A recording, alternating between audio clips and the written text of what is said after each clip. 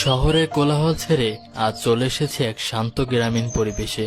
কিভাবে এখানে এলাম আর এই গ্রামের পথে পথে কি কি দৃশ্য চোখে পড়লো সেটাই জানাবো আজকের ভিডিওতে। নদী পেরিয়ে এপারে আসতে দেখা মিলল সারি সারি নৌকা। গ্রামের প্রবেশপথটা পেরিয়ে একটু এগোতেই একটা ছোট্ট টং দোকান। সেখান থেকে এক কাপ চা নিয়ে বেঞ্চে বসে নদীর দিকের হাওয়া গায়ে লাগিয়ে দৃশ্যটা উপভোগ করা যায় আরাম করে। সামনেই দেখলাম কেউ মাছ ধরছেন, কেউ বা নৌকা মেরামত করছেন, আর অন্য পাশে চোখে পড়ল বিস্তৃত সবুজ ধান ক্ষেত। রোদে চকচক করছে গাঢ় সবুজ রং। কিছু দূর হেঁটে গেলে দেখা যায় সরু মেঠো পথ, দুই পাশে গাছের ছায়া।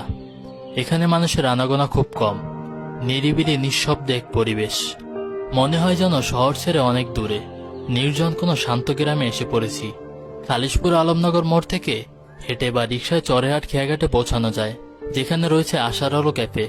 এই ঘাট থেকে নদী পার হলে ওপারেই চন্দনীমহল গ্রাম।